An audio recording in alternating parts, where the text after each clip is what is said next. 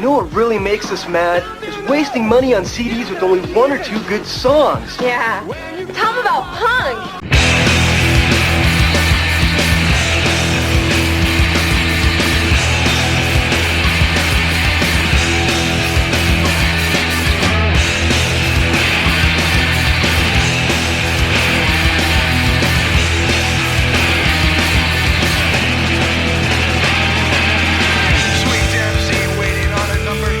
What's up, posers? Welcome to Punk Lotto Pod. I'm your co-host, Justin Hensley.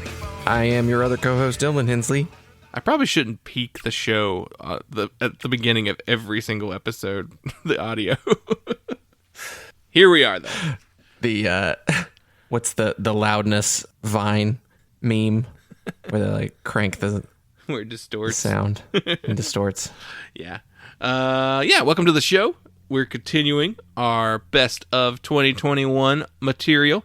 So last week we posted our picks from 20 to 11. We didn't really number them as we were going, but we just each chose 10 albums each and then whatever. And then we did our guest lists with Paul DiCiccio of Tor Johnson Records and good friend Corey. So they each contributed their lists and had conversations. I think releasing them independently was a good idea. Yeah. This is like part 9 and Yeah. our recap of, but yeah, I think that's the way to do it. I think that's more manageable. Mm-hmm. So this week you can expect audio from Adam Yo as well as Dave Brown. We're also going to have our voicemails. You know what? I might throw the voicemails on this episode just to have them all here. Yeah, I'll do that. So at the very end of this episode, we'll play the voicemails of the people who called in this year, telling us their favorite picks. And we might have one or two more. We'll see. Once everybody gets their stuff to me. But you can head over to our Patreon. That is patreon.com/punklautopod. So many plosives in our handles. Yeah. We picked the wrong letter to start the name of our show with. I'm hoping to get a pop screen soon. So that'll... Ironically, you need a pop screen to say pop screen. It's a reminder. Yeah.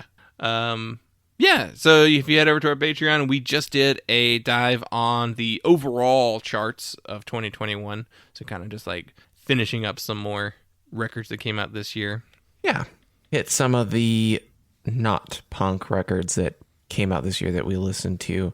That was pretty fun. Mm-hmm. Yeah. So if you head over there, you can get access to all of our bonus audio for $1.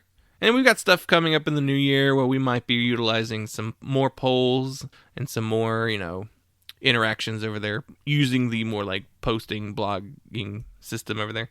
You can also follow our Substack, which is punklautopod.substack.com. And that is where I'm going to be posting my top 200 of 2021. So this is where I'm writing for every single record that I put on this list. And I keep writing, but I still have over 100 to write about. I don't understand how it's not moving. The number is staying the same. But eventually I'll get that done. So in mid-February, expect that finished list to show up. I'll try and get it up as soon as possible. Instagram, Twitter, Facebook, @punklautopod, voicemail 202-688-PUNK, and punklautopod@gmail.com. That's everything, I think. TikTok, coming soon. I have no idea what to do with TikTok. It's fine though, because TikTok's dead now. Why is it dead? It's just got so popular that it died. What? Yeah. Have you not watched TikTok anytime in the last month? Oh, it sucks right now. It's terrible. The algorithm is dead right now. But I chalk that up to being just November and December. Yeah, the algorithm has not been good. But it also just surpassed the most popular website in the world. It beat Google. I don't know how that works, but it did. Yeah, there's a lot of emo content on TikTok. Most of it not good. Yeah, it's perfect for us. There's one dork on there who keeps popping up in my For You page that just like, I hate his taste, and he like is wrong about stuff a lot, but I don't even know his name, so I can't even put him on blast. I can't put him on blast. We thought, we would just take a little look at 2021 and kind of talk about, what we've been up to this year, like the show in general, our personal lives, all that kind of stuff. Actually, rather eventful year. Yeah. Looking at the first proper episode of the year, feels like it came out 2 years ago. Yeah. We talked about the Meadowlands by the Wrens with Sam Yield. Yeah. Sam Yield, who I did not see much from this year, honestly. After the record came out, there wasn't a lot of like action, I don't know, on his part, but it was a good record. It came out this year. Yeah, already like the first thing we did this year was pushing the boundaries of what is a punk record. We would stretch that quite a few more times going forward. Yeah. We talked to Lexi and G from Suzie True, who are both awesome. Great people, great musicians. G has like 4 bands and yeah, they're doing really cool things. I'm super stoked for what Suzie True does next. I know they just recorded something recently, so I think they probably have a full length coming out soon. And then look forward to next year, I think.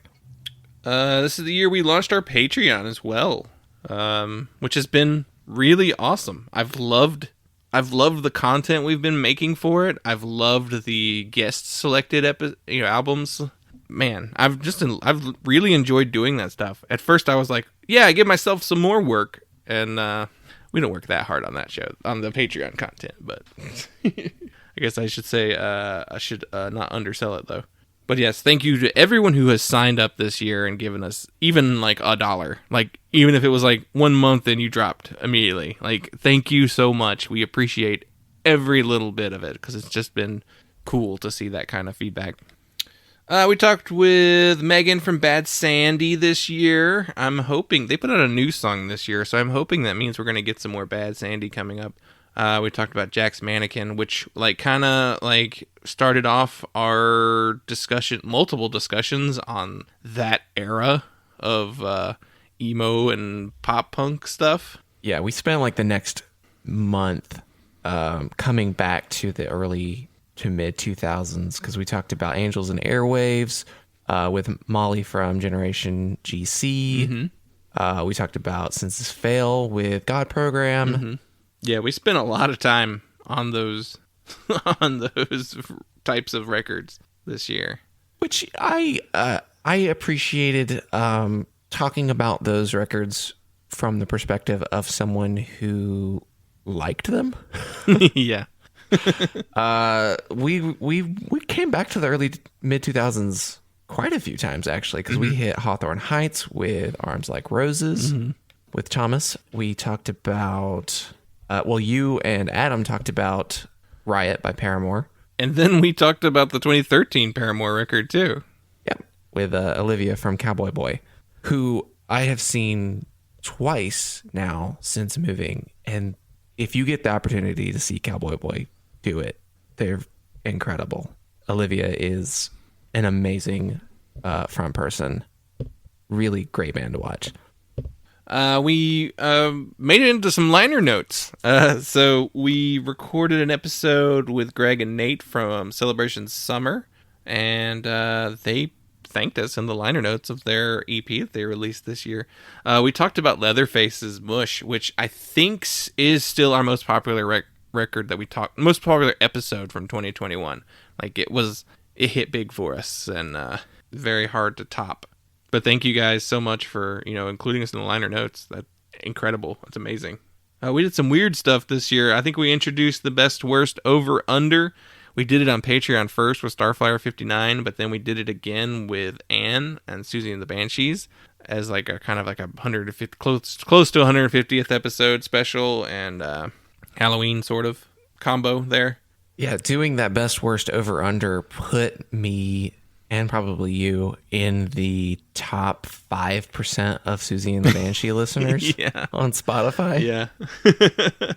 We did a radio episode for our shoegaze on My Bloody Valentine's Day. I think we're going to do a poll for this year's My Bloody Valentine's Day. I'll let everybody know about it in advance before we do it. But yeah, I think we're going to utilize polls in the future. Yeah, I think it'll work. This is the democratization of Punk Lotto Pod. Yeah.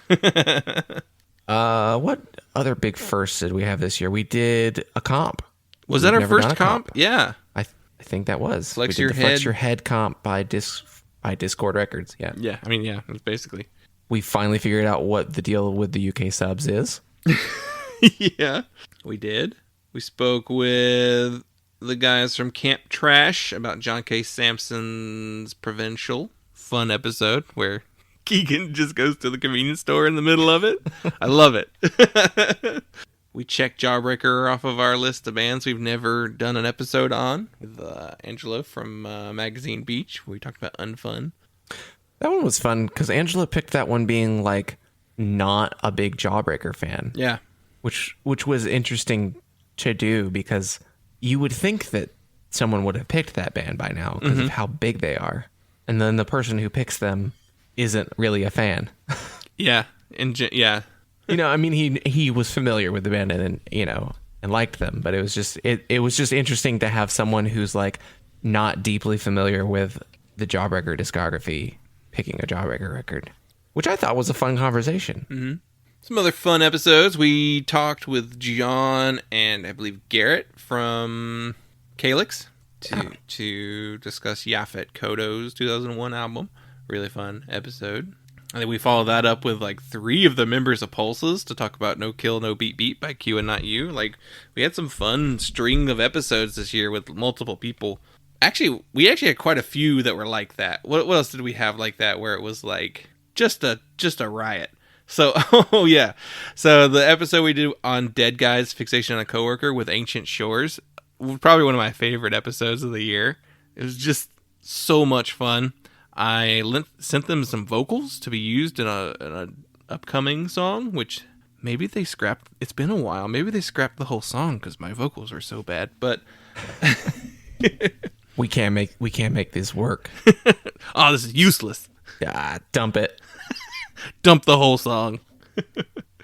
Yeah, that's the Graveyard Story, right? Yeah. Yeah, where they're riding on the back of like a tow truck, like a flatbed tow truck in the van. That's where we talked about Food Lion. That's an all-time episode. Yeah, you definitely have to go listen to that one. There's just so many funny moments in that one. And Joel has like kind of become our additional booker for the show. He's got a couple other guests on here. Help me get some guests on here. We really stretched the boundaries of what punk is when talking about the Silver Mount Zion with Closer. Oh, the give and take. Oh, the episode we did with Gibran from Expert Timing, Give and Take on Everclear. I loved that episode too. Such a blast just talking with him. I loved that Give and Take EP. Yeah. Just plugging that one. The Great Pause right here. It's a great EP. I have listened to it multiple times. Really, honestly, should have put it on my top 10, and I don't know why I just didn't include any EPs. But if I had, this one would easily be in the top 10. Probably would be in the top 5. I seriously love this record, and I'm looking forward to hearing more from him. And I think he's recording some new stuff. Oh, we did another Billboard this year. Remember that singles action? Oh, on the Patreon. Yeah. I don't know that we'll do that again. Yeah. I think it's more fun on your own to do it than it is to record a podcast around it. Yeah. Talking with Alicia from Ganser. Ugh, that was so cool. It's just one of my favorite moments of the year, just like to have a band of that level. Oh. Great, hilarious conversation with Chris and Zach from Demons. One of the more memorable conversations that we've had this year. Yeah. I found that it's a certain type of band that we've had these like really fun, like off the wall, like very divergent episodes with, and they're all of the noisy variety. So I think there's like a funny little. We'll have to see if that holds true going forward. That's also where we discovered like Zach was in May or is in May. Oh, PJ Sykes, where we talked about the Lookouts. I really liked talking to PJ. He was one of those guys that we've kind of like followed for a long time online and different social media stuff. And yeah, one of those punk friends, punk internet friends for a long time. Been aware of PJ and his projects. So it was really cool to get him on the show. We did our first couple Patreon sponsored episodes. So Dave Brown actually picked 2 this year for us to talk about. He talked about he made us talk about John Moreland of the Dust Bowl Souls, as well as the Roustabouts, and both of those were really fun. And then we had him on the show to talk about Sincere Engineer, and then he'll be on this week's extra guest list. Big fans of Dave Brown. Yeah, just wanted to say Dave Brown's been such a great supporter of the show, and it's one of those people that immediately comes to mind when I think of like the best parts of doing this show. I think are the friendships that we've made. And that's been really cool. So go check out Dave Brown's podcast, One Band 5 Songs, follow his blog, Oklahoma Lefty. We love Dave Brown. You're going to keep hearing from him. Yeah. We'll have him back many, many more times. We had Drew Clegg on from Dry Socket. This was another Joel connection. He helped me connect with Drew, where we talked about Propagandi's How to Clean Everything. Another one of our most popular episodes this year. It's almost as if really popular classic records attract listeners. But I remember that episode being like, we talked about some stuff that I'd never really thought about before, which was really cool. It's always nice to like have someone on who can kind of like challenge some previous thinking patterns, and nothing like, oh, I thought that was okay, the type stuff, but just like, some interesting introspective stuff. Oh yeah, we talked with Jonathan Ford from Unwed Sailor, which is just like one of those like wow moments for us. We were fans of his bands growing up, and it's always weird to talk to somebody you were a big fan of for a long time, but the conversation was great. Yeah. Talking about New Order. Those frogs. Yeah. Yeah. We became Bad Religion fans. Oh yeah, that is the big thing. That was that another sponsored episode? Yes, No Control was a Patreon sponsored. Yeah, Steve Long, my now co-host of I started a wrestling podcast with. It's taking a previously existing podcast and kind of reviving it. But me and Steve have been doing a show called Around the Ring, because on top of adding Patreon content and going to college, I also decided to join a wrestling podcast. So, my time is very well taken up.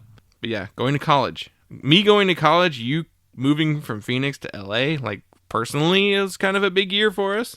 Yeah, it's been a big one. Yeah, some changes. Oh, what else did we do? We guested on Spinning Out. That's true.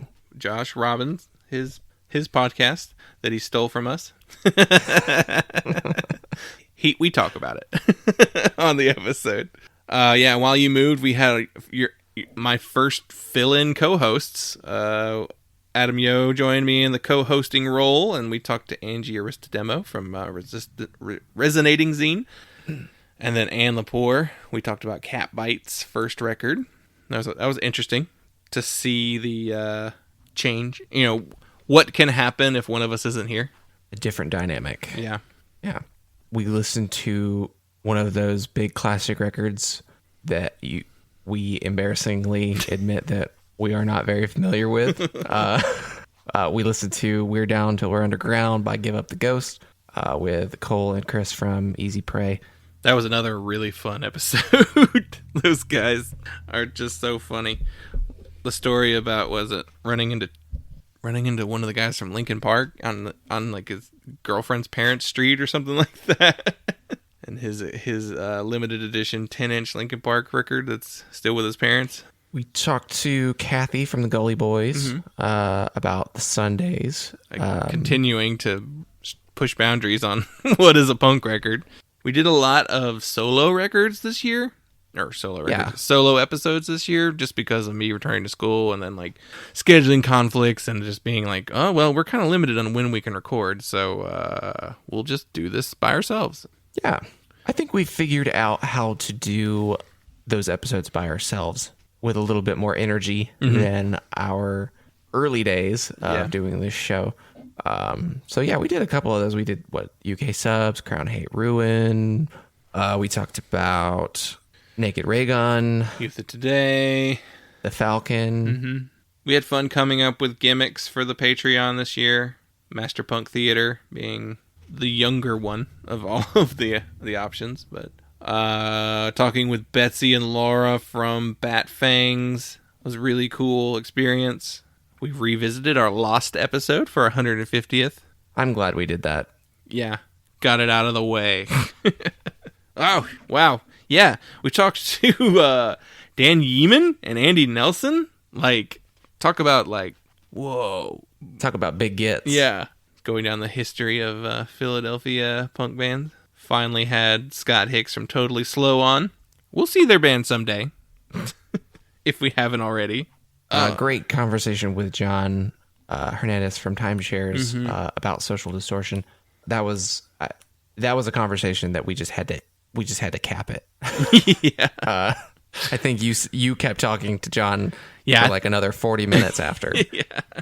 Yeah, we started talking about wrestling, so naturally you got to add an extra 30 minutes. And then we did our first Christmas first Christmas album, and something you've resisted for years, and we should probably do those in the future because it did really well.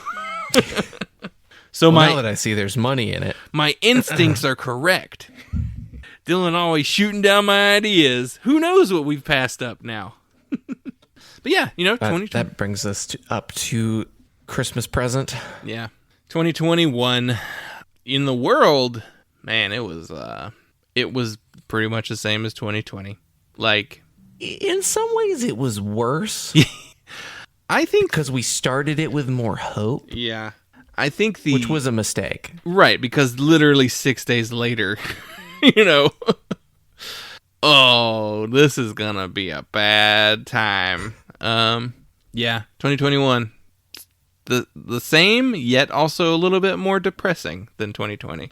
I think we just figured out the COVID stuff a little more manageably, but on our own, not because the government did anything to help us, but...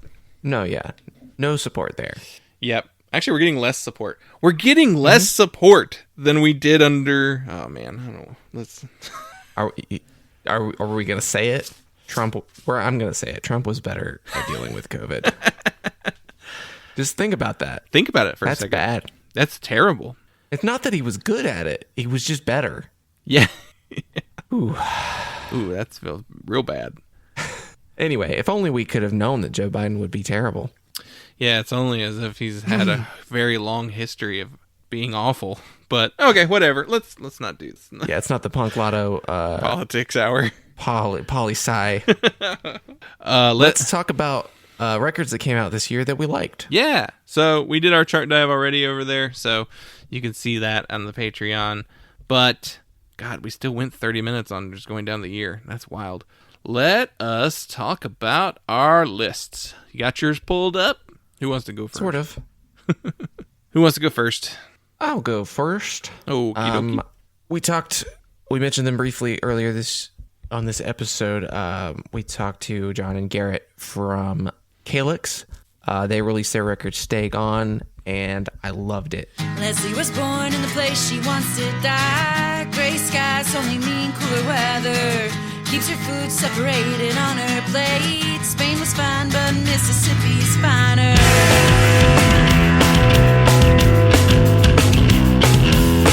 Not a good old boy to make her smile. Never questions the love with her father.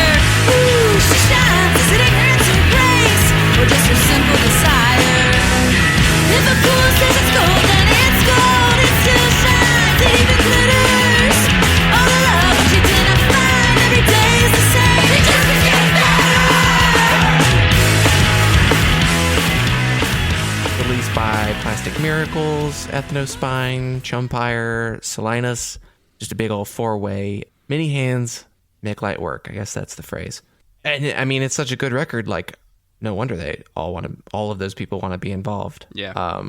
This is just like the most, I'm trying to think of how to describe it. It has like the catharsis of Screamo with the uplifting, posy energy of Latterman with a almost like cerebral, progressive structuring. This is such an impressive record. Really, they do so many like ambitious things.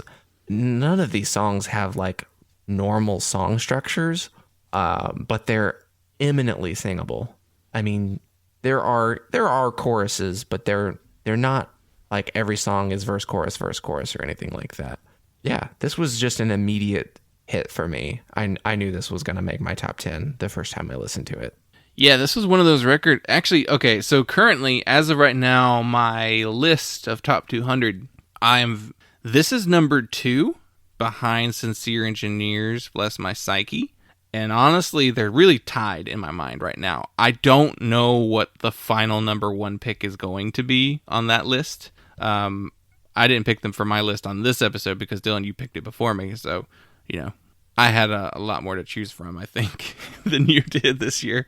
So I was like, okay, you talk about that. And then, but yeah, it's, I don't know. When I get down to that final, like, which one's it gonna be? It might be a coin toss, honestly. 1A, 1B, type situation. But, oh, I love this record so much. It's so good. It's got that, like, mathy heaviness of Ed Hockley with Garrett and John.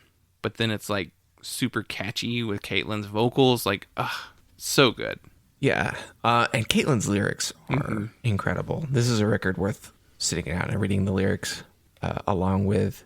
She has really interesting, thoughtful, challenging, inspiring things to say in all of these songs. Yeah, I loved this record. It was pure bliss.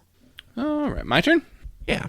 All right, my number 5 pick is Santao by the band Jalang.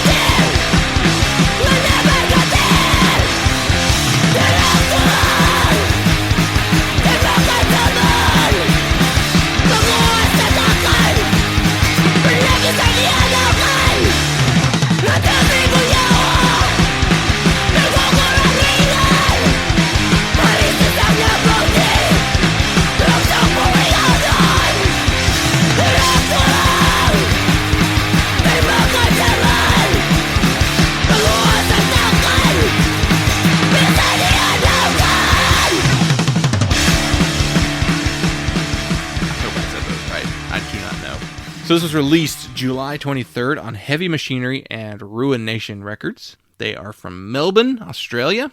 They formerly went by the name Lai, L-A-I.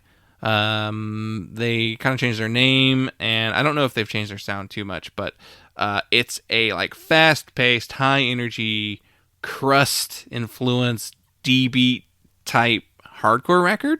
And it like every year, I find 1 or 2 crust records that I really connect with.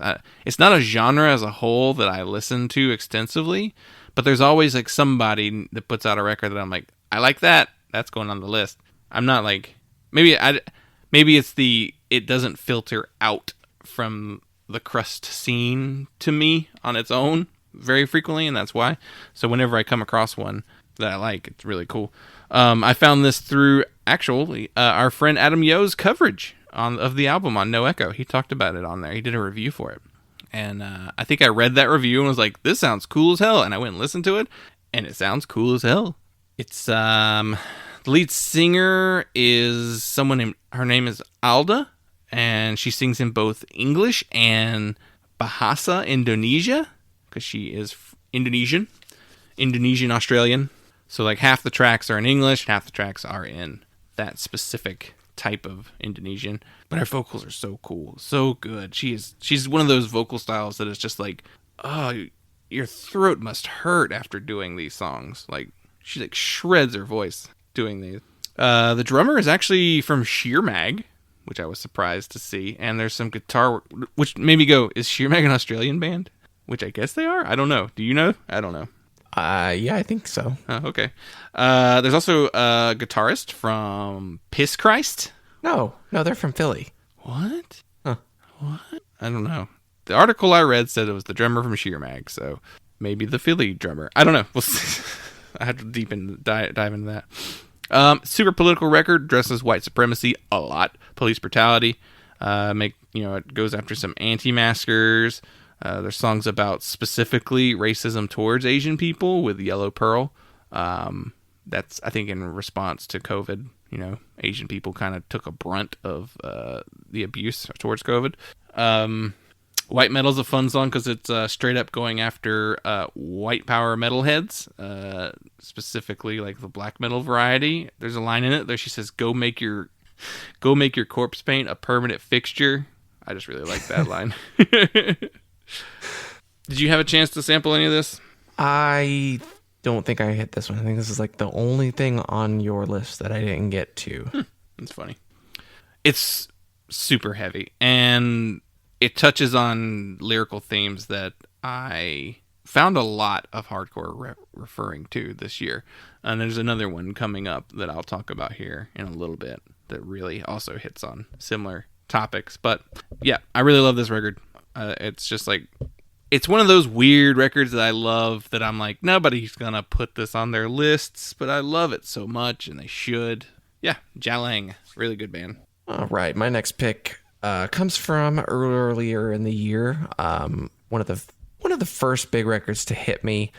You assigned this to me for the short-lived newsletter column that I was doing. This came out in January. It is Clothbound by the Sonder Bombs.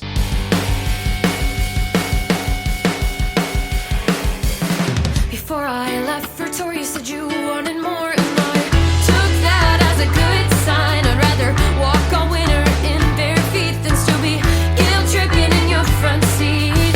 Passenger side, taking all the heat is not what I agreed on. No, but I dare you to notice when I'm gone. So stay down, shut my mouth. It's not up for debate, 'cause if I get angry, it's me you're gonna hate. Hey, what are friends for? Baby, what are friends for if not to treat like shit or completely ignore? What are they for? Saw ya in the city on that night. Yeah, you're always I saw a ton of hype going into this one, so I was excited when you gave it to me to listen to, and I listened to it like 3 or 4 times that week. I have revisited it a good bit this year. Really cool record. Super catchy. There's some really poppy stuff on here. There's some heavy stuff on here. I really dig how Willow uses a ukulele. A lot, right? A lot, yeah. It's her primary instrument, actually. I don't think that she plays any of the guitars on here. I think it's a really interesting sound because it's mostly an electric ukulele. So it just kind of has this certain timbre, I guess you would say, that you don't hear a lot. And I think it's a really cool feature in this band. It's not gimmicky the way that using an odd instrument can sometimes be. She's also an incredible singer. Yeah. Oh, yeah. Like one of the best out there right now, at least in the punk world, I guess. Is this one you bought? Mm-hmm. Yeah, on vinyl. Yeah. Yeah, it's funny. Like I suggested it to you because it came out in a time period where like it came out in January. So like there's a lot. There wasn't a ton of options to give you as far as like assigning you something. So I was like, well, I mean, he might like this. I didn't know that you would wind up liking it as much as you did this year because I think like halfway through the year, or is it on like one of those Bandcamp Fridays where like you bought the record and you got it in the mail or something, and I was like, oh, okay. I didn't realize you were still like listening to that album this year. Yeah, it's a really good record. Mm-hmm. It fell off of my listening a little bit later in the year, but I've come back to it, and I'll keep coming back to it, I think. And I'll definitely keep paying attention to this band. Mm-hmm. Hopefully they'll be able to follow up the hype that this record had. I know it's very delayed because of COVID and not being able to tour, and now looking like tours are possibly getting canceled again. So yeah. I've been waiting to pull the trigger on buying some tickets for upcoming shows because I really want to go to them, but I also don't want to like tie up money for like 2 or 3 shows if they're going to be postponed for another year and a half. But What else you got? alrighty, so my next pick is Sedai, and the name of the EP is Orangelime.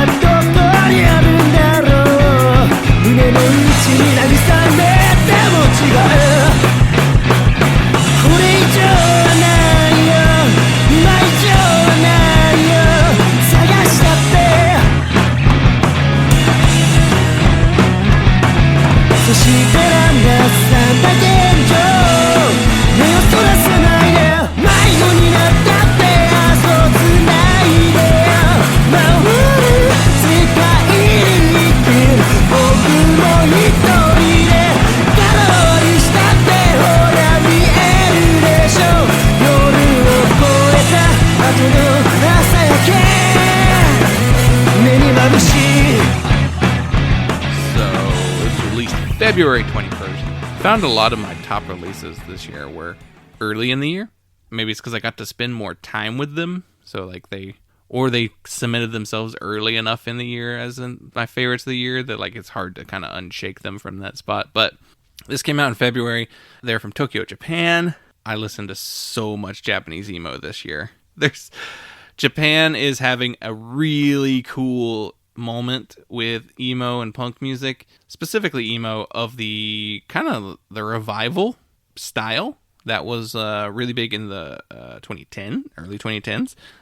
It's kind of having a moment in Japan currently. I wish fifth wave emo sounded like this here, but alas, they do not. So like a lot of the Japanese bands that I listened to this year will be like Now Can One and Saito released a collaboration record. Doxy, Transit My Youth, Ayani Katsumi, Heike, and Awesome Android did a split together that's really good. And there's a compilation this year that was called Bridge, and it featured bands exclusively from the Yokohama and Yokosuka region of Japan. It's just like this area of Japan alone has a ton of really good emo bands in it. So I guess it's like the Philly emo scene of the early 2010s. It's just kind of like Yokohama's got that going on too. For a few years now, Sedai have been putting out some stuff, and they've kind of been my favorite in that scene. This record is like it's jangly and fuzzy kind of. Like you can hear some of that Larn Records thing going on. Like I even got some hints of like Summer Vacation and Winter Break, like especially in the vocals. Like he has a very similar vocal style. Japanese emo has like a much rawer sounding production value because in my personal experience, a lot of Japanese genres just sound super slick. Like all the metal, rock, and pop that I've heard from Japan is like super high production values and just like focused very heavily on making everything sound really crisp. And like these emo bands are really raw. And I don't know if it's they're recording stuff on their own and maybe that's why they sound the way they do, but they sound very different from a lot of the other stuff coming out of Japan. I think there is something to the way I listened to this record and I really enjoyed it. I really wish that this is what emo sounded like in the US, because they're really good. Mm-hmm. And I think there's something to maybe like that slicker, more polished expectation of Japanese music does come through in the way that they sound very well rehearsed. That's true. They're just really tight. They play well together, and they're really good at their instruments. So I think that comes through. But yeah, it doesn't have the budget. It doesn't have the money behind it, production to get that kind of production. But yeah, it's interesting because there's a lot. Like Japan's hard to find bands in. The best way to do it is to literally like find a compilation and then just like go to each of those bands' profiles. But a lot of those bands only have EPs and singles. Like a lot of them don't have full-length records. Out of all those bands I mentioned up there, Transit My Youth is the only one that put out a full-length out of those, and the Bridge compilation. But like Heike has a full-length from a couple years ago, but like they've only been doing like splits and singles lately. And so they're hard to find. I think a lot for a really long time, Japan really embraced physical media. Like CDs were still really big in Japan, and they still are. They still do really well. But within the last couple of years, a lot of like the punk and emo bands have really embraced streaming for the first time. So like now you're starting to see a lot more of them show up in like Bandcamp and Spotify. And so like I'm hoping this leads to a lot more stuff and just like easier access. I have followed some like useful places. The Alternative used to do articles that were like focused on music coming out of Asia, but they haven't done a lot of them recently. And No Echo's got one that's more like hardcore focused. I did find a site though called Unite Asia, which is just like, it's kind of like a punk news type website, where it just like aggregates like, here's a new single from this band, but it's like from all Asian countries. So it's like, there's a band from Hong Kong. There's a Taiwanese band here. There's a Myanmar band here. It's like they go South Korea. Like they even go into like India and Mongolia, even Russia. Like, so it's a pretty useful tool for finding those kind of bands, but a lot of it is also very rock and metal based. So like there's not as much emo to find. I did find this really cool like Japanese emo playlist on Spotify that kind of makes fun of, or it kind of mimics the American football house, except it's like a Japanese house and it just says Japanese football. So it's pretty funny. But it's a huge mega playlist of like emo bands from Japan. So that's a useful tool. But I love this record. It's super catchy despite it being sung entirely in Japanese, which is always fun because I'd say it's 50-50 as far as Japanese bands singing in Japanese or English. I was surprised you listened to this one. yeah, I tried to check out everything that was on your list. I just missed some of them. But yeah, what else you got? I've got the Dark Wave Noir Lounge Act, Fotocrime, with their record Heart of Crime.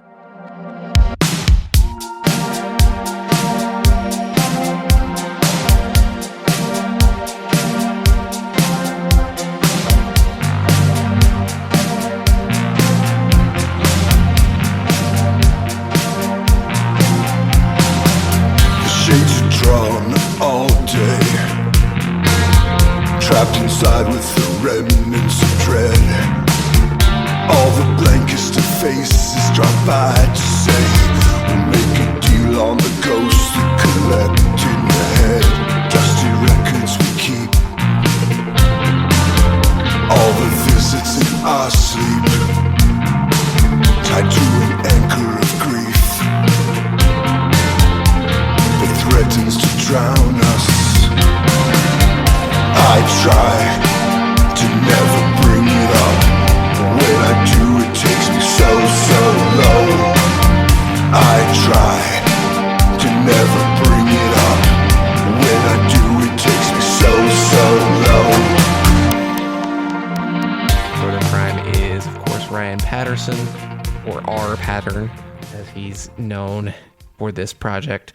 I think if he puts out a record, any year that he puts out a record, it'll probably make my list. I think that's been true since Anxiety's Kiss. No, House with a Curse even. I think I could go further back. Ryan is such an interesting and engaging songwriter, producer, frontman, artist, because he's a graphic artist as well. Everything is so stylized and so well put together that it would be easy for it to fall off of the stark peaks of his aesthetic. But I think it comes through. And I think there's still a heart and a soul there that is really, really vital and energized. Like, someone this late into their career is still putting out some of their best work. I think this is my favorite thing he's done since Anxiety's Kiss, the last Coliseum record. I think this is definitely the best Fotocrime record.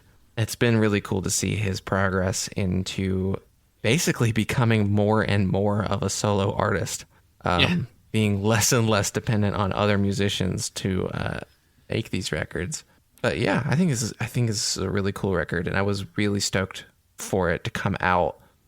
This was one of those records that I was looking forward to for most of the year, just as he was releasing singles and teasing that it was coming out, and it didn't disappoint.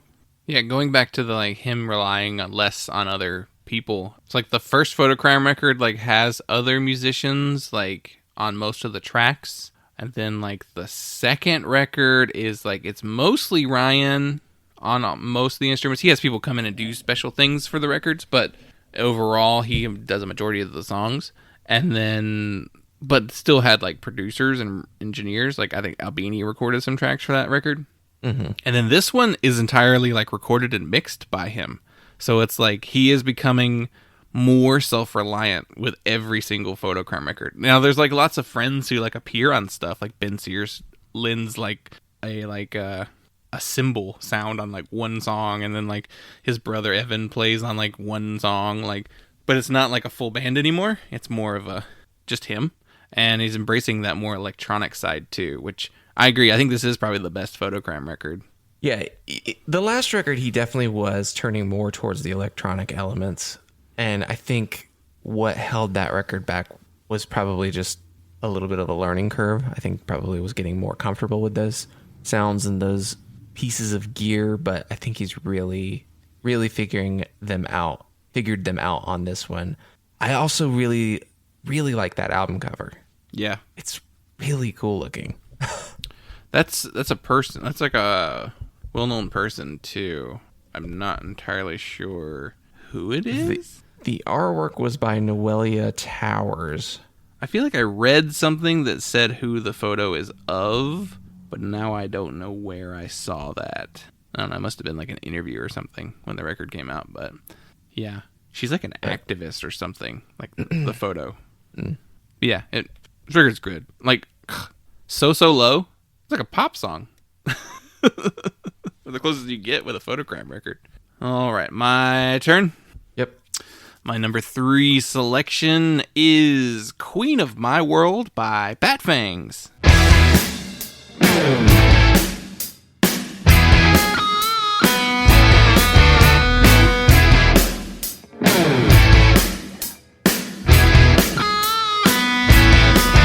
Well, you're talking backwards, and you run with it, just like the devil puts you up to it. You get some satisfaction now, it's gonna be alright. Do you shake some action in your dreams tonight?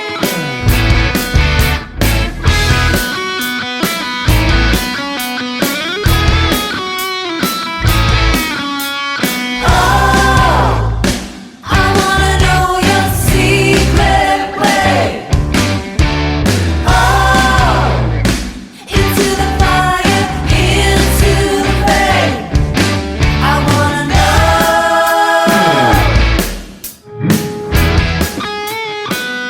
So we mentioned we talked with Laura and Betsy this year on the show about the Bangles. This record was released October 29th on Don Giovanni Records.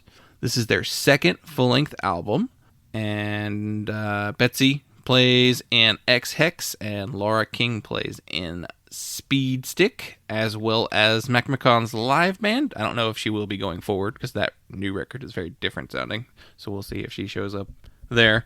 So, like, Bat Fangs have a sound that's pretty similar to X-Hex, but while X-Hex is more 70s power pop focused, and then kind of applies that to, like, an indie rock sound, Bat Fangs, I feel like, have more of, like, an 80s thing going on. Like, the guitar work and, like, the type of, like, gang vocals on the record feel like, kind of like Def Leppard, you know? Like real like twin guitar sounds, and like this is like you could be blasting this out of like a T-top convertible and it would like be super fitting with, you know, how this record sounds. The similarities to X-Hex are there, but yeah, it feels more like party music than X-Hex does. Yeah, I think it is fully embracing the feeling of the 70s stuff that influenced X-Hex. Mm-hmm. Yeah, I think it's just kind of like relenting to that fun vibe. Yeah, like there's some like Van Halen in here. There's some like even Judas, like Lightning Hand is the one specifically that has like a Van Halen sort of leads with some like Judas Priest kind of like riffing. I was curious what Betsy's role in X-Hex is. She does play guitar on the record, but she also plays bass on that record too. So maybe that's what I was thinking of. But I think this is more of Betsy's playing. I think Mary Timony does a lot more guitar work in X-Hex, or at least of the songwriting aspect of it. But Bat Fangs, I feel like, is way more just purely Betsy's guitar work. I'm trying to pull up specifically what it doesn't really list who plays what on the record. I think there's like a lot of people play guitar on the record, and a lot of people lend vocals, and they were telling us about the recording process. Like basically they were recording the record when lockdown happened. So Betsy had to like finish her part of the record separate from the rest of the band, which was not ideal, but the album just, it comes together so perfectly though. Like I just love this record. This is kind of my nominee for like the most fun album of 2021. But yeah, that's what I have for that one. So what do you got next? JR Gnaw Me Strength. It's You Freak Me Out by Gnawing. I don't want you to, but you freak me out. I don't know it's you, but you freak me out. Anything I do and you freak me out. Come on, be the glue. You freak me out. When I can't stand, hold me up. I'm not trying to self-destruct. I'll shake my head instead of sleeping around. I'll crash my car instead of trying to drown. Record by our good buddy John Russell. Been friends for many years and have seen most of his bands. Haven't seen Gnawing yet, but fingers crossed that'll happen this year. He texted me something that was very promising not too long ago. This record is kind of like the perfect, what would you say? The perfect execution of 90s slacker rock for a new generation. For the Pepsi generation. For the Pepsi generation, yeah. Big Dino Jr. influences, definitely really, really obvious. Tons of Lemonheads, some Goo Goo Dolls, kind of in that lane. But there's also a lot of great country influences on here, and a lot of Rolling Stones kind of boogie rock influence as well. But this record is an LA traffic record for me, because I listened to it for the first time going from East LA to probably mid Wilshire, basically driving across downtown in 9 a.m. traffic, basically bumper to bumper for the entire runtime of this record. And it's kind of perfect for that vibe. I have listened to it a few times driving in LA, so that's my time and place for this one. I know I didn't do that with every other record on here, but really though, it's so inspiring to to listen to this record. Like I said, John's been a good friend for a really long time, and I know how much work has gone into it, and this is a record where that work really, really shows. There are so many great hooks and riffs and fuzzed out wah guitar solos. Contract, So Glad, You Freak Me Out, Worst Person I Know. I love the little double time moment that they do on one of these songs.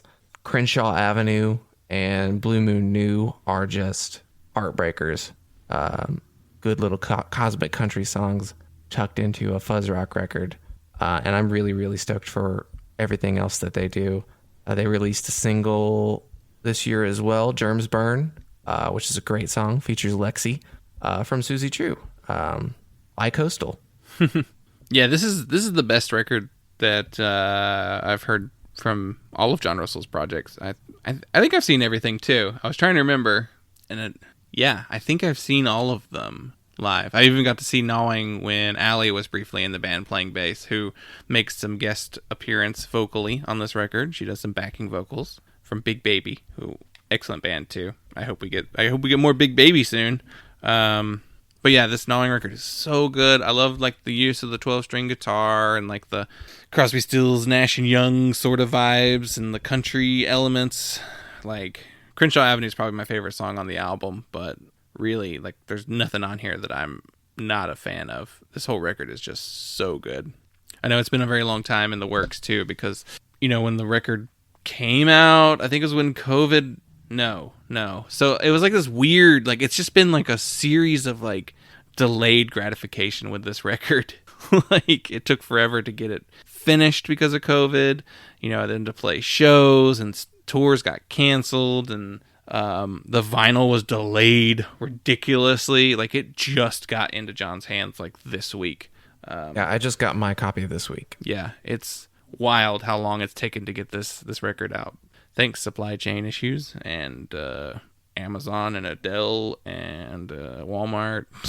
But it exists. It's real. You can hold it in your hands now. It's a real thing, and it's exciting. I'm very, very proud of John and the rest of the band as well. I don't know them that well myself, but great record. You did a good job. My next pick is my number 2, and it is Move, BHC, and their EP, Freedom Dreams.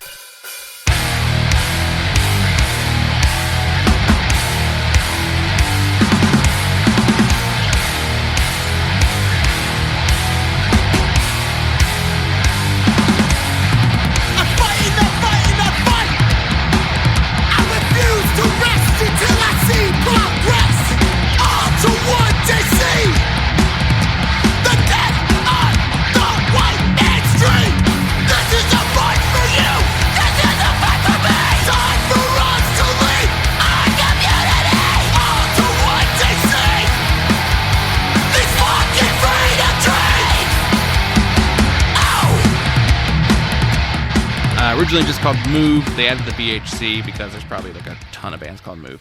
BHC stands for Boston Hardcore. They're a Boston hardcore band. This was released February 26th on Triple B Records, and it's my number 1 hardcore record of 2021.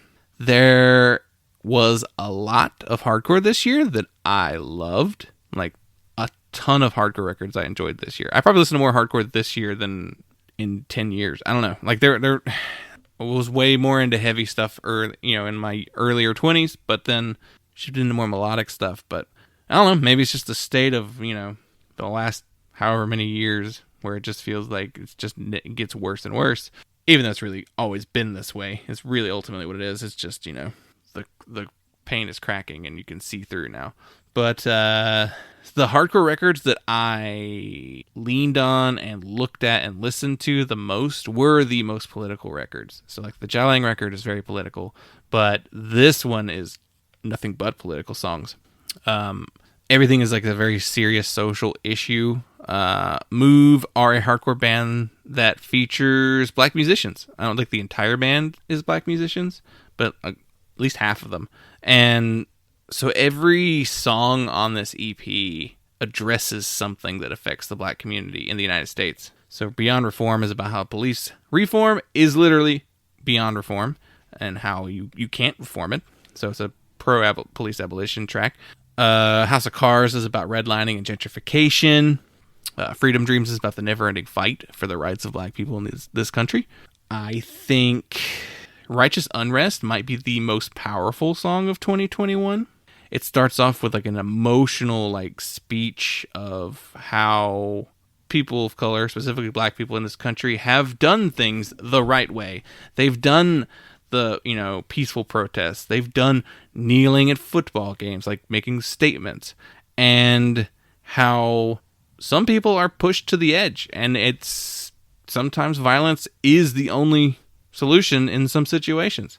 And that's what this song's about. It's just like how, despite all the effort, why should we stay peaceful? Why should, taking to the streets in a more meaningful way not, be the norm?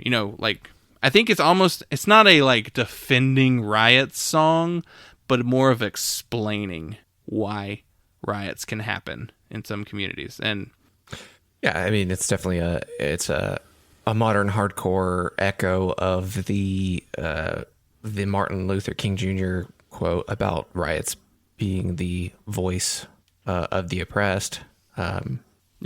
Yeah, it's not a new social theory. No. This goes back quite a bit. It's unfortunately is the type of language and speech that tends to get the government involved, and that's usually never good. Important. This is an important record, I think. So earlier this year, not even that long ago, really, they took part in a tour called the Dark Side of the Moon Tour, which featured Move, Zulu, who is a LA-based, mostly black band, kind of power violence-y, sort of, but more hardcore, as well as Buggin', which is from Chicago, which also features multiple black members. And on this tour, they played with Soul Glow in Philadelphia. And I've never wanted to be to a show more. Like, I wish I could have been at that show, because I've seen footage of it, and it just seemed like an amazing tour and an amazing show, specifically. Like, incredible. Just that lineup alone is just amazing. I wish I could have seen that. It's not a fun hardcore record. This isn't Turnstile's Glow On. I didn't look into the lyrics of Turnstile's record. I don't know if they got really political. They may have, but it's not what stood out about that record. This one, it's like the message is the number one thing to take away from this record. And yeah, that's the hardcore I've been enjoying this year. Is enjoying being the key word, not really the word. Listening to a lot. I get a lot of energy from this type of hardcore music, but active, socially conscious, political hardcore. All right, my last selection, my album of the year. I think I knew this one pretty early on, and nothing budged it, is Ephemeral by Groupie.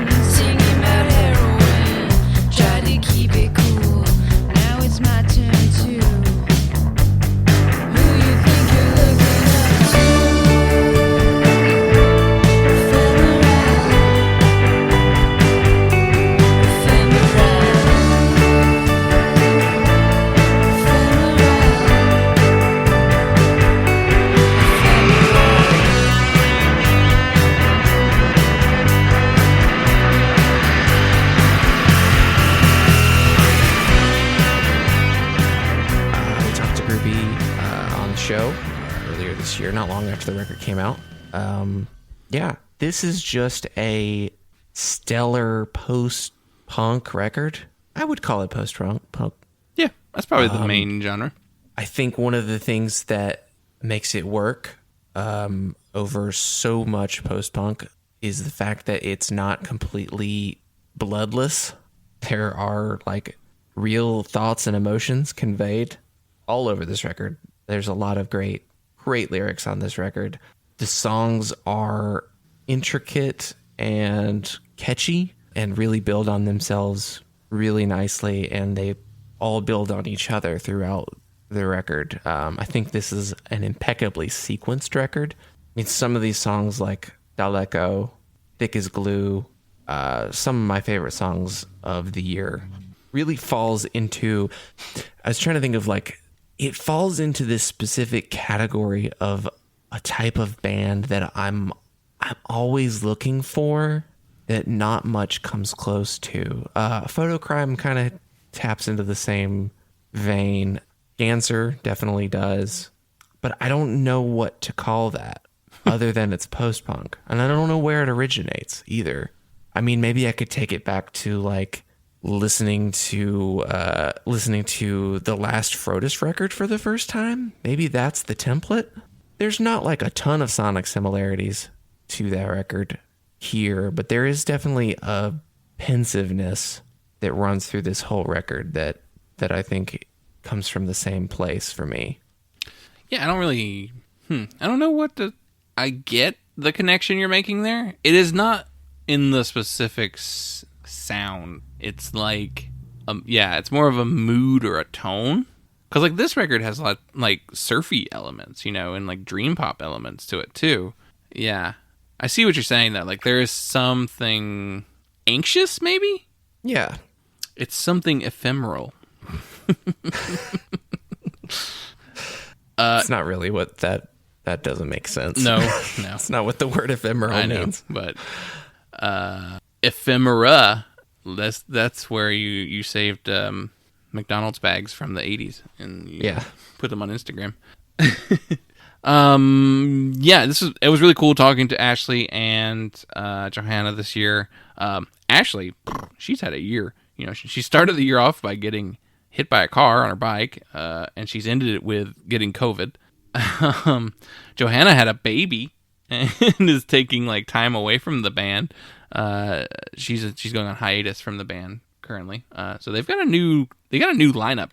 Really, I'm curious to see like who stays. You know what that does to the future. You know, and like the songwriting for the band. I'm very curious to see what they do next. But we talked about the Blondie record with them, and I get some of those Blondie vibes in here. This record feels very New York. Yeah, that was something I was going to say. There are a lot of direct references to New York in the lyrics. And then I think there are even kind of like more oblique references. Like the song Thick as Glue has the first verse talking about idolizing heroic men singing about heroin, which I kind of take as a Lou Reed reference. Definitely a big Velvet Underground influence, kind of an undercurrent here. Yeah, I love this record. It's probably in my top 10, my personal top 10 as well. Any final thoughts? Nope. All right. So my number one pick is Cowboy Boy and their album Good Girl. Sometimes I like to imagine what it would feel like to be pretty enough that you don't have to wonder if that's the reason they saw you naked and won't call. Isn't it crazy how two people can have opposite perceptions of the same situation? Now I stand in the mirror before taking a shower, trying to envision what you see. Now I'm twisted, contorting, and finding the angle. You got sick of seeing me. Somebody told me you won't know how bad it hurts until you do it, and I should've believed them. 'Cause now I wanna be your pet. Hold me like your baby. I don't wanna be ugly. I wanna be your pet forever. So, released June 11th on Get Better Records. Cowboy Boy are Olivia Maria and Mike Kevin. Originally from Boston, Olivia moved across the country to Los Angeles, California, where you live. You live there. And then they proceeded to write a batch of songs that are some of the best of the entire year. So I didn't know this. Apparently, this is actually technically a double EP. So side A is their 2017 EP Princess. And I was like, oh, it is. It's the whole thing. While the B-side is the new songs that make up Good Girl. So it's technically a compilation, but I don't care. It's still...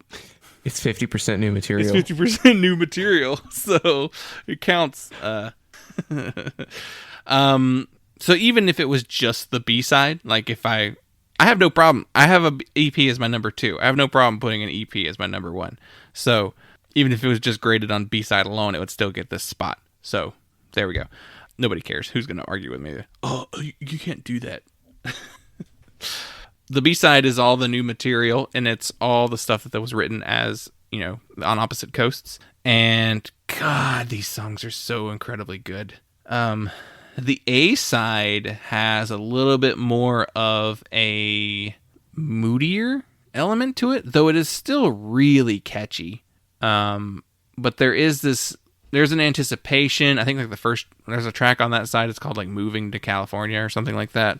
And so like it was a thing that was going to happen while they were recording. So like it has a different kind of like this entering the unknown sort of vibe to it. Like it's just like there's some anxiety about moving across country, and then the second half is kind of more of like, look, we're doing it, I'm making it, it's working. Like I get the B side is more bright, I feel like, than the A side, but ultimately, sorry, go ahead. She's thriving. Yes, she's thriving, to use some LA speak.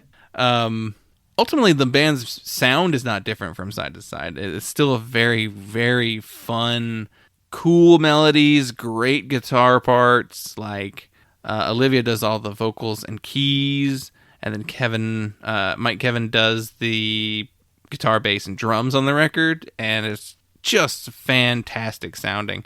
You can kind of see like that it was recorded a little bit apart, though I think there's less time. I think the record was done a little bit before Get Better released it. But Olivia's lyrics are super specific.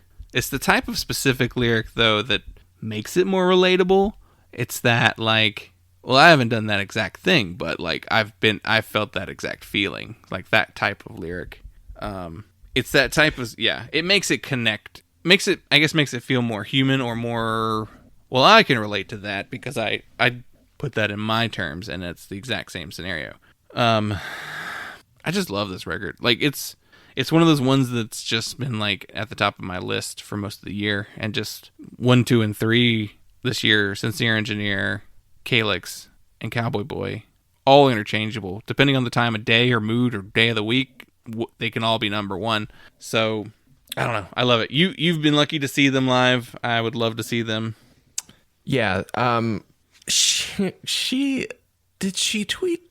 I feel like she tweeted something recently talking about working on a My Chemical Romance cover and realizing that that's where all of her vocal delivery comes from. It was like, yeah, that's it. Huh. She's like definitely heavily inspired by Gerard Way. I think she's a better singer than Gerard Way. Yeah. But yeah, she definitely occupies that lane. Like I said, seeing them live, they were incredible, really inspiring. Looking forward to whatever they do next. Mm-hmm. I know they've got stuff in the works. Looking forward to whatever Get Better Records does next, because they're on top of the world. Yeah. Yeah, there's some labels this year where it's just like, they release so much good stuff that, Get Better is one of them, one of the biggest this year. I'm trying to think, there's another one that I was really into, but it's blanking currently. So a lot of records running together in my head now. But yeah, amazing stuff. But that's it. We did it. That is the end of our 2021. Not quite. I still got some editing to do. And 2 more recordings to get done.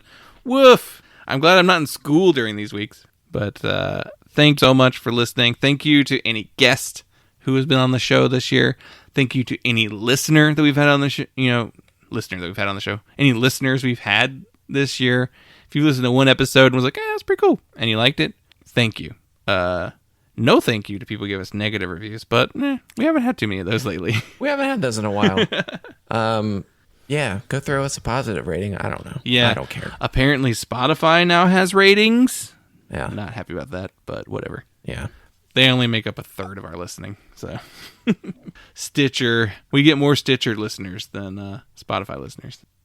Unfortunately, Apple's still king. So give us a rating over there and a review. A review would be nice.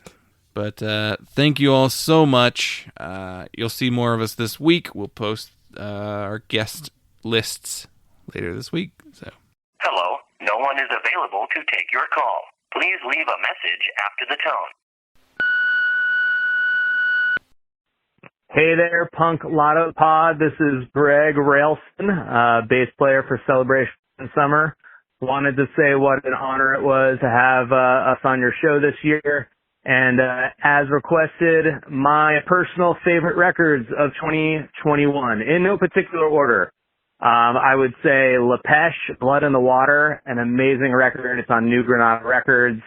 The new Quicksand is awesome on Epitaph. There's a band called Heavy Seas that put out an album called Everything Breaks. That was like a split release with Sell the Heart, Little Rocket Records, and Rad Girlfriend. Space Cadet, Lion on a Leash. Those are a couple guys from the band The Explosion. And that's on Wiretap. That's super good. I would say, probably lastly, there's a band called Come Closer from San Diego. They have a record called Pretty Garbage. That's from Pirates Press. And, that's got Chris Prescott, who's in No Knife, and he was in Tanner, and he played with Pinback. He's in there. Also, Davey Tiltwheel, plays in that band, and that's just a super awesome record. And those are just the original records. I mean, not to mention tons of awesome re-releases this year, including, of course, Leatherface, Mush, and a bunch of other really cool re-releases. Lungfish had a good record, Love is Love, that was re-released, and I think Rocket from the Crypt re-released live from Camp X-Ray, and anyways, just lots of good stuff. Oh, and one other great, awesome album I just thought of, a band called Neck Scars, who we're going to be touring with, them and Wolves in January. Neck Scars is from New Jersey, and they put out a super awesome record, and it's on a really cool, kind of mint green color, and they are on Still Heart Records, and the name of that album is Don't Panic. So I hope everybody checks out my picks, and have an awesome rest of the year. Happy holidays, and talk to you later.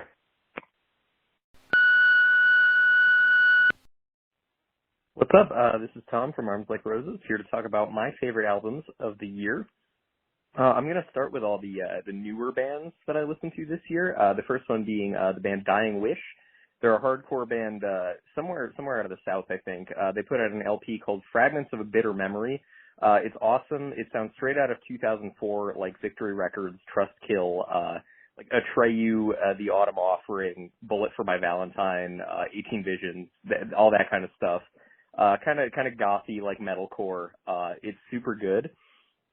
Then I really liked one that's been getting a lot of hype this year is the Spirit Box album, Eternal Blue. I've been following their singer Courtney and their guitarist, I think his name is Mike, since they were in I Wrestled a Bear Once. This band is a lot different. It kind of mixes like gent and post-rock and like alternative metal together. It's super cool. It really they deserve all the hype they're getting. It's a great album. And there's another really underrated new band out of the UK called As Everything Unfolds. They have a new album called Within Each Lies the Other. I would kind of describe that one as being like a female-fronted Bring Me the Horizon, more or less. Really great songs, maybe a little bit more like pop punky than Bring Me the Horizon, but also the overt like new metal Linkin Park type influence. So check that one out. The next one might be a little bit outside the realm of a lot of people who are listening to this, but there's like a pop punk like type boy band kind of called Water Parks who put out an album called Greatest Hits. That to me kind of sounds like if Max Bemis from Say Anything was like writing songs for 5 Seconds of Summer. It's like super quirky, wordy pop punk songs, but just like huge poppy choruses and stuff. I enjoy that one a lot. And also there's a band out of Iowa called Stars Hollow, like a twinkly emo screamo type band who put out an LP called I Want to Live My Life that I really enjoyed. If you're into like really early Tiny Moving Parts, Kid Crash, or like Grown Ups, check that one out. And then of course the band that I originally came on a Punk Lotto episode to talk about was Hawthorne Heights, my favorite band, put out a new album this year called The Rain Just Follows Me. It's awesome. It's like very much more pop punk influence than some of their other stuff. It still has heavy songs, like the first song is super heavy and has Brendan Murphy from Counterparts on it, but for the most part, it's very more influenced by bands like The Wonder Years and The Dangerous Summer and stuff, I would say. And as far as other older bands that came out with albums this year, I really liked the Ice Nine Kills and Escape the Fate albums. If you have never been super into those bands in the past, I don't think that their new stuff is really going to change your opinion on it. But I enjoyed those. And also, all right, Tom from Arms Like Roses again. I almost fit all that in 3 minutes, but the one last album I was going to be talking about is new Quicksand album. Absolute legends, Walter Schreifels from Gorilla Biscuits and Youth of Today and a million other bands, Rival Schools. Yeah, they have an album called Distant Populations. It's Riff City. It is Tone City. Check it out if you're into that kind of thing. All right, peace.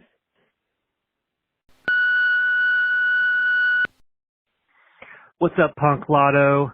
This is PJ Sykes, and here's some records that I was digging this year, 2021. From Richmond, Virginia, Gnawing, You Freak Me Out. Beeline, A Day Off is a Day Off. Friends of mine, TLVS, or the Late Virginia Summers, have a great record called Beauty and the Ghost. It's sort of an instrumental record. Let's see. Another Richmond band, Book of Worms, Occult New Age. Solo artist out of England, Penfriend, Exotic Monsters. She's part of the Running Punks group out there that did a cool running review of Fuzz, my solo record this year. So check that out. Let's see. The Besnard Lakes. The Besnard Lakes are the last of the Great Thunderstorm Warnings. Just a great Canadian band. Digging both Cloud Nothing records, The Shadow I Remember, and they did a Pandemic record that's not out on streaming services, I think. Grace Vonderkoon, great artist out of Delaware, Philadelphia area, Pleasure Pain. And I guess Rap Ferreira is also something I'm super into. He had 2 releases at the beginning of the year, Bob's Son, and just recently the Light Emitting Diamond Cutter Scriptures. So anyway, check this out. Oh, one more. Tamer Edfek. All Bets Are Off. I think that is on Kill Rock Stars. Thanks again for having me on the podcast this year, and hope you check out some of these records. Thanks.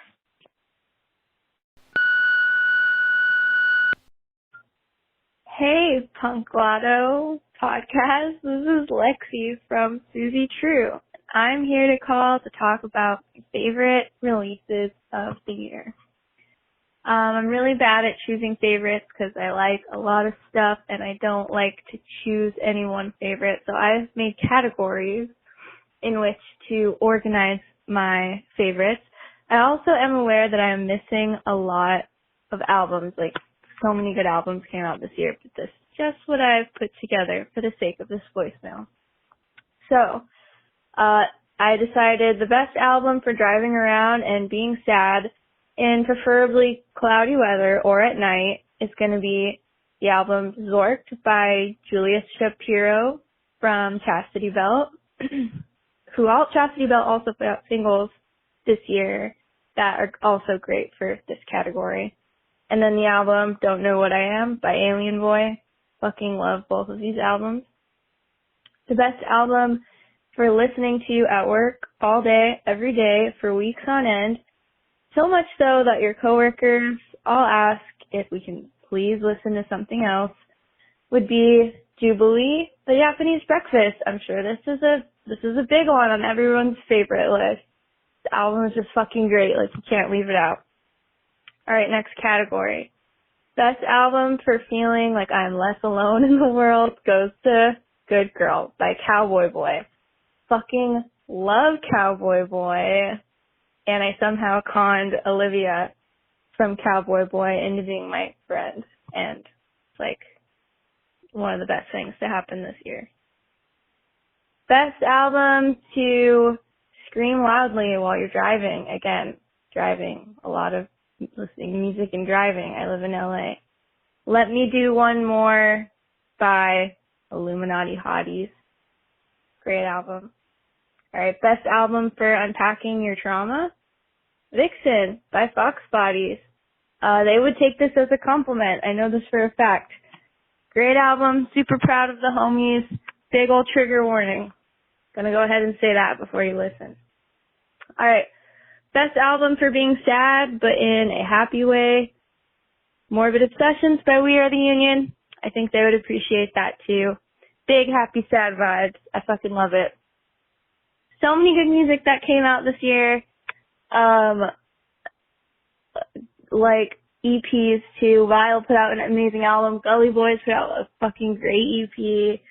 Potty Mouth put out a great EP. So much great music. So hard to choose, but thanks for letting me call and tell you guys some of my favorites. Alright, thanks. Hey there, this is Josh Robbins from Spinning Out Pod. Just wanted to drop a line for the 2021 album of the year. Don't really have like a list in terms of like what was best. As you can imagine, listening to music for your podcast kind of takes up a lot of your personal time to consume new music. With that said though, I feel like I listen to a lot of things and plus like older albums. So let's get into it. So kind of top of my list, actually no real order, so scratch that. I would say Yokja, and that album's The Lurch.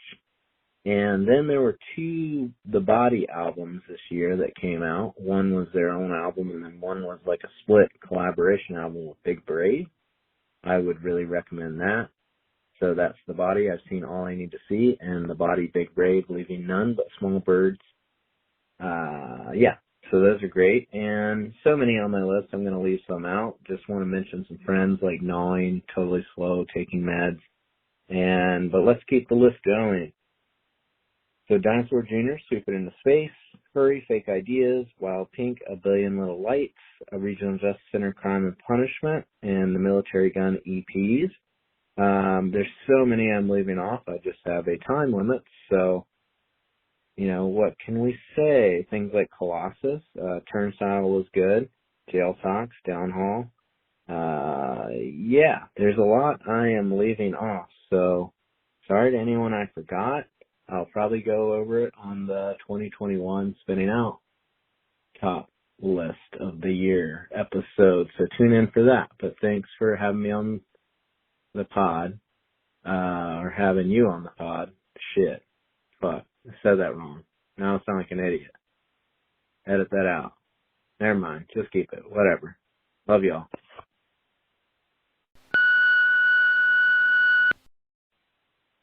Hey, Justin and Dylan and loyal Punk Lotto Pod listeners. This is Morgan from Bedtime Magic. Calling to leave you guys a message about my favorite record of 2021. Cool year for music. Lots of good stuff came out. But I think my favorite record for me, some buddies of mine in a band called Wirelines did a record called Harvest Verses. I'm real proud of these guys. They made a great record. I think it's been my favorite of the year. It certainly got a lot of listens from me, and I think a lot of other people would like it. All right, guys. I'll talk to you next year. Bye. Hey y'all, this is Olivia from Cowboy Boy, and I just want to talk a little bit about my favorite album of the year, which was Glow On by Turnstile. So, I know this isn't exactly a unique choice because this record is just undeniably good, regardless of where you're approaching it from as a listener, but here's why it made such a big impact on me. So my bandmate Mike and I released a record this year without ever having seen each other face to face because he lives in Boston and I live in LA. We hadn't seen each other since we recorded the album together in LA, and it had been about 4 years since I had been back in Boston. So with everything that transpired, the last couple of years, with everybody just dealing with so much fear and grief and uncertainty, it had never felt more important for me to prioritize being physically present with my loved ones when it was, safe to do that. So after I got vaccinated and before Delta sent us all back inside, I booked a flight to Boston. And the first time I heard Glow On, I was sitting on the couch in Mike's living room, just like I had done so many times in college. And I was surrounded by friends that I felt so lucky and so relieved to see. And it was like the record just kind of like hit me in the gut and just stayed there. The record is just so, relentlessly huge and such an experience. And there are moments lyrically, about missing people that you love and how nobody else can fill that space that they leave when they're not around. And it just felt like a perfect reflection of exactly what I was experiencing in that moment. There's so much to mourn, so much to, be afraid of, and so much that we still have to go through, but it's such a beautiful thing to be alive and live a life that's full of love. And I think that this record really kind of encompasses that perfectly. So that's my favorite record of the year. Happy New Year, everybody. Stay safe, stay healthy. Lots of love from me and the rest of Cowboy Boy.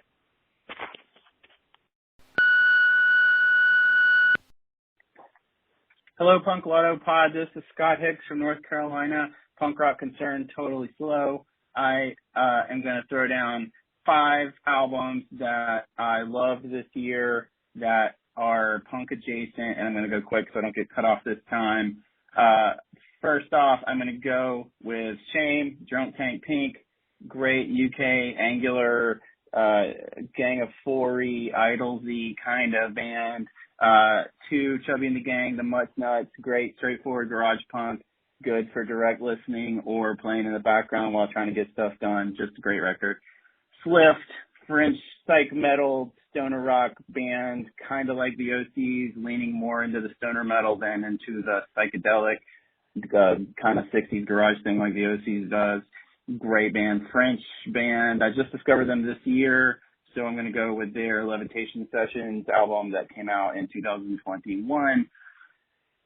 What number am I on? 4th, Histories, Hysterese, German, kind of mid-tempo, double guitar punk band, real interesting, good stuff. Put out a self-titled album this year.